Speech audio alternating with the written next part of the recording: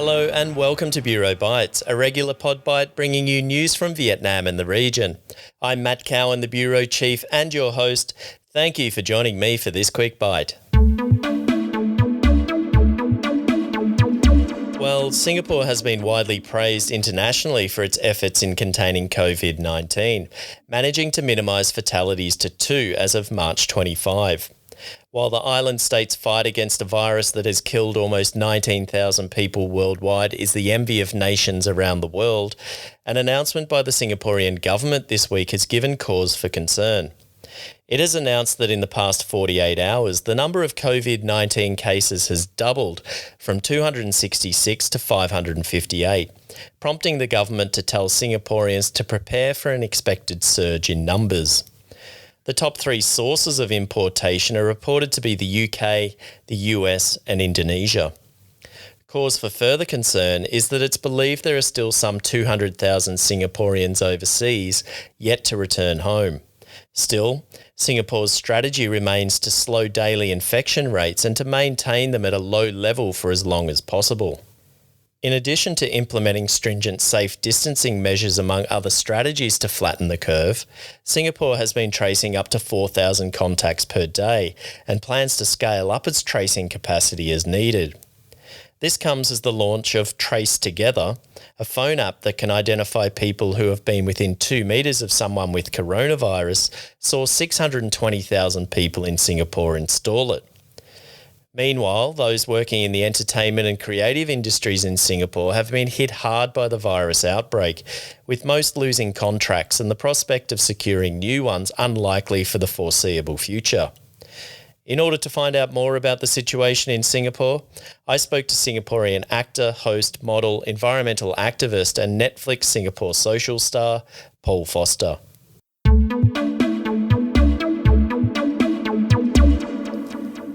Paul, thank you for joining Bureau Bites. Thanks, Matt. Good to be here.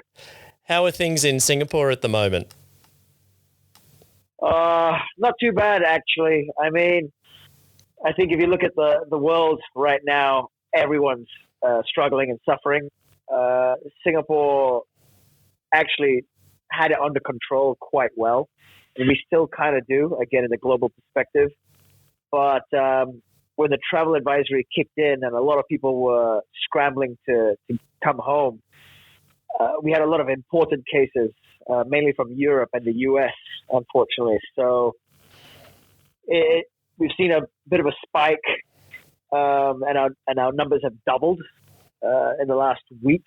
So it's just going to be like that now for a while, I think, with people coming back.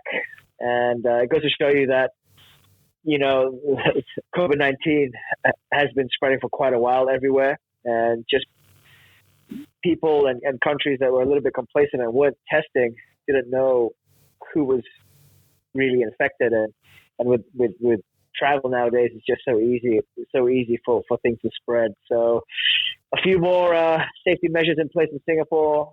All entertainment venues will be closed from the 27th of March till the end of April. No more gatherings of more than 10 people outside, and of course the encouragement of social distancing and stay home and all that stuff with your general hygiene of washing your hands and not touching your face coming into play a lot more now. And how have you been spending your time since the COVID-19 crisis started? For us in the entertainment industry, I mean, I basically lost my Q1 of work in February. So once we knew that this was starting to kind of spread a little bit, you know, the government was like, all right, canceling all events. But clients as well were being very careful because it's a very sensitive climate, and they were like, okay, we'll have to be responsible. So, you know, a lot of my work was canceled, a lot of my hosting gigs in particular. But to kind of pivot and reallocate budgets and re-engage clients to kind of repropose new ideas mainly on the digital front, mainly online, social media, anything digital to kind of just keep their brand awareness going, to still promote what we can when we can. Again, in a very sensitive manner, but also in a real, genuine, and kind of what's happening now, relevant moments now, and to keep things going. So I've been lucky that I've had a lot of clients who accepted my reproposals, and I've managed to, again, kind of pivot more towards the digital side of things and focus on that for the time being. And I think that's just happening across the board right now. So I think we've still got a few more months ahead of us of some real tough times here in Singapore. But now it's definitely a global shift, and we won't know what's going to happen now for, I think, almost the rest of the year, unfortunately. Singapore has been widely praised internationally for its efforts in containing the virus. What is it about Singapore? And I guess, what is it about Singaporeans' ability to simply get things done? Well, that's a great question, Matt. You're right. No, Singapore, along with South Korea, Hong Kong, and Taiwan, I think these four nations in particular, especially on the onset of COVID-19, worked very fast, very diligently in containing the initial surge, and not letting it get out of hand too fast. Because once that happens, your infrastructure and your health systems, and your society, everything just crumbles. Everything gets overloaded. So Singapore has a few advantages. One, we are a small country. Two, we don't have that many borders. We only have the airport, the two causeways, and some of our ports. So in terms of restricting the ins and outs, that's also much easier. We also have a very, very good health infrastructure here. Singapore learned the hard way when SARS hit in 2002. And I think they developed a lot of systems so that we would be able to deal with a virus if we were to get hit again. So I think they learned a lot from that last time.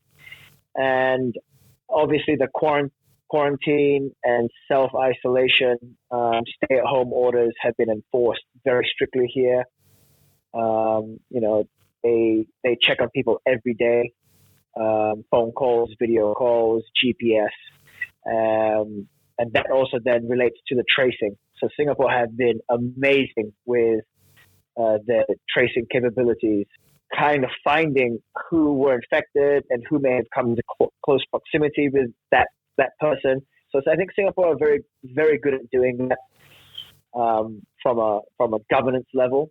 Singaporeans, I heard a funny quote from the BBC on one of their reports that said it's easy to do all this policing and tracing and quarantining in Singapore because when the government says something, Singaporeans will damn well do it, basically, because they're so scared of the consequences if you don't follow the rules here. To a certain extent, yes, I guess that could be taken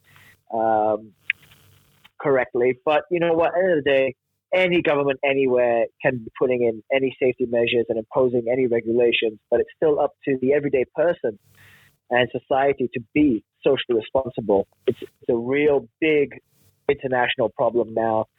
And we have 200,000 Singaporeans or residents still wanting to return back to Singapore.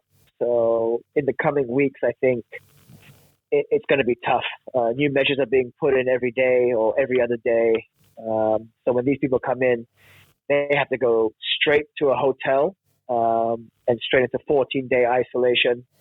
The government's taking care of all that. They will provide transport straight from the airport to the hotel, and they're trying to contain everyone as much as possible. So again, very easy, very efficient to do in a country like Singapore, which I know a lot of other countries just don't have the advantage of that benefit of doing. So I feel very lucky to be living in Singapore at this current moment. You're also passionate about saving the environment. What environmental projects are you currently involved in? Yeah, I've got a few on the go at the moment, Matt. I'm helping out WWF Singapore to host Earth Hour, which is on the 28th of March.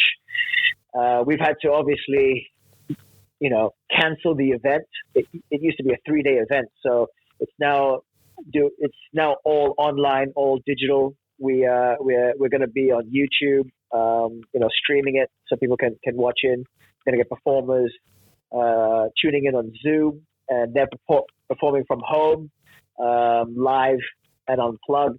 And I also have just started my own initiative, All Clear, and that's my personal fight against plastics, especially single-use plastics that, unfortunately, inevitably end up in our water, in our rivers, and in our oceans.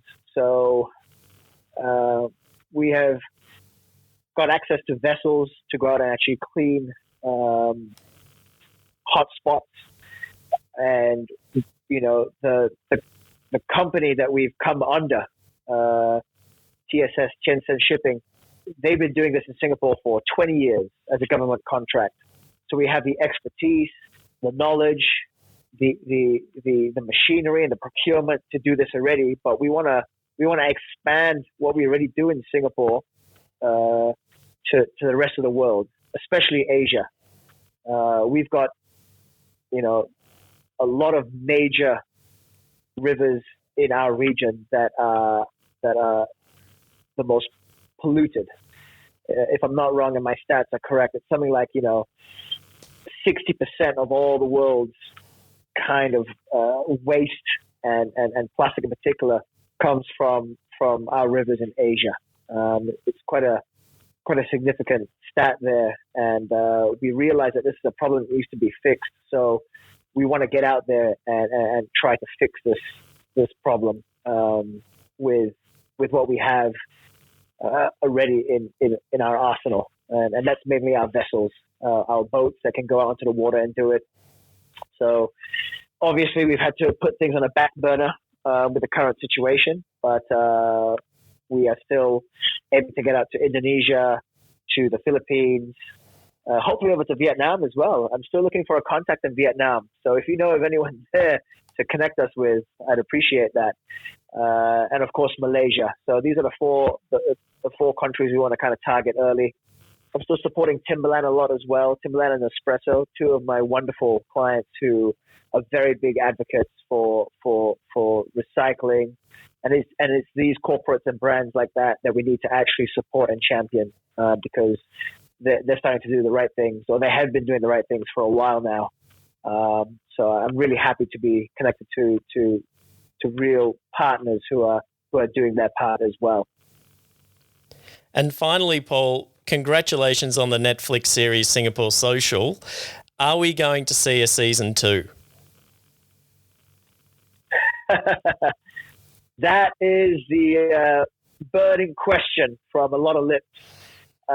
Season 1 was fantastic. Yeah, thanks for your support as well, and it was really fun to do. It was really nice to share a bit about my life to the world, and of course about Singapore to the global audience as well. But at the moment, there is no confirmation that there is going to be a season 2. We've been told to stay on hold.